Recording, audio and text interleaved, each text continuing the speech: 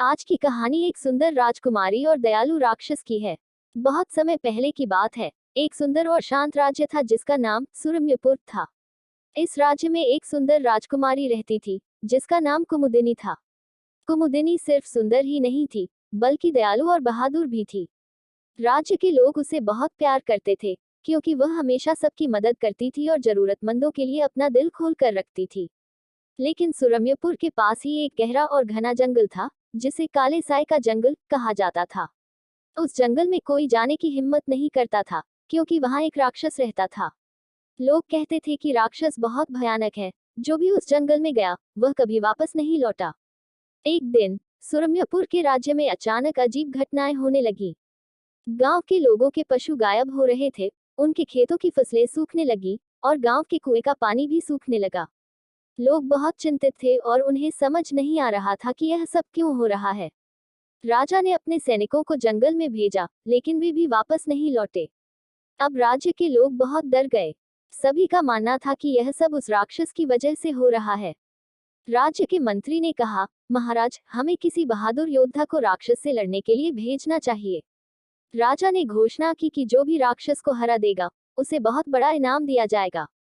लेकिन कोई भी योद्धा इतनी हिम्मत नहीं जुटा पाया कि वह जंगल में जाए।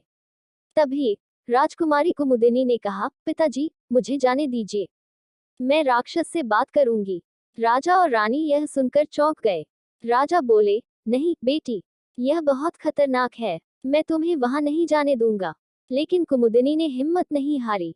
उसने राजा से कहा, पिताजी, अगर मैं इस राज्य की राजकुमारी हूँ तो यह मेरा कर्तव्य है कि मैं अपने लोगों की मदद करूं। मैं राक्षस से बात करने की कोशिश करूंगी। राजा ने थोड़ी देर सोचने के बाद कुमुदिनी को जाने की अनुमति दे दी, लेकिन उसके साथ कुछ सैनिक भेजने का निर्णय किया। कुमुदिनी अपने सफेद घोड़े पर सवार होकर सैनिकों के साथ जंगल की ओर चल पड़ी। रास्ते में वह अपने मन में सोच रही थी, शायद यह राक्षस इतना बुरा नहीं है जितना लोग सोचते हैं। मुझे उससे बात करके सच्चाई जाननी होगी। जैसे ही वे काले साए के जंगल में पहुंचे, सैनिक डर के मारे रुक गए। कुमुदिनी ने उन्हें समझाया, डरो मत, हम यहाँ सच का पता लगाने आए हैं। लेकिन सैनिकों ने कहा कि वे आगे नहीं जाएंगे। कुमुदिनी ने अकेले ही आगे बढ़ने का फैसला किया। जंगल के अंदर बहुत अंधेरा था, पेड़ों की शाखाएं अजीब तरह से हिल रही थीं और चारों तरफ एक अजीब सी खामोशी थी। अचानक एक गहरी आवाज आई, कौन है जो मेरे जंगल में आया है? कुमुदिनी ने हिम्मत करके कहा, मैं सुरम्यपुर की राजकुमारी कुमुदिनी हूँ। मैं आपसे बात करने आई हूँ। एक विशाल राक्षस जिसके शरीर पर बड़े बड़े बाल और लंबे नुकीले दांत थे, सामने आ गया। लेकिन उसकी आंखों में एक अजीब सी उदासी थी। राक्षस ने कहा, तुम्हें मुझसे डर नहीं लगता, राजकुमारी? कुमुदिनी ने मुस्कुराते हुए कहा, अगर आप इतने खतरनाक होते तो आप बात करने का मौका नहीं देते। मुझे लगता है कि आपसे कोई गलतफहमी हुई है। राक्षस ने गहरी सांस ली और कहा, हाँ, यह सही है। मैं किसी को नुकसान नहीं पहुंचाना चाहता था, लेकिन लोग मुझसे डरते हैं और मेरी इस भयानक शक्ल से नफरत करते हैं। मुझे जंगल में अकेला रहना पड़ा और जब मैं पानी या खाना लेने गांव के पास जाता हूँ तो लोग डरकर भाग जाते हैं। कुमुदिनी ने ध्यान से राक्षस की बात सुनी और कहा, आपको डरने की जरूरत नहीं है। मैं समझती हूँ कि आप भी बस शांति से रहना चाहते हैं। आइए, हम मिलकर राज्य के लोगों को बताएं कि आप खतरनाक नहीं हैं। राक्षस ने पहले थोड़ा सोचा, लेकिन फिर उसने कुमुदिनी की ईमानदारी और साहस को देखकर हामी भर दी। कुमुदिनी और राक्षस मिलकर गांव की ओर लौटे। जब गांव वालों ने राक्षस को देखा तो वे डरकर भागने लगे। लेकिन कुमुदिनी ने सबको समझाया कि राक्षस उनका दुश्मन नहीं बल्कि दोस्त है।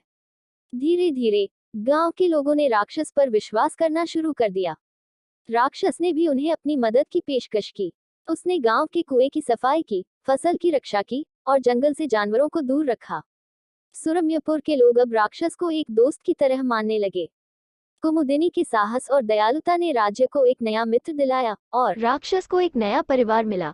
अब राक्षस हमेशा गांव की रक्षा करता था और सुरम्यपुर फिर से खुशहाल हो गया।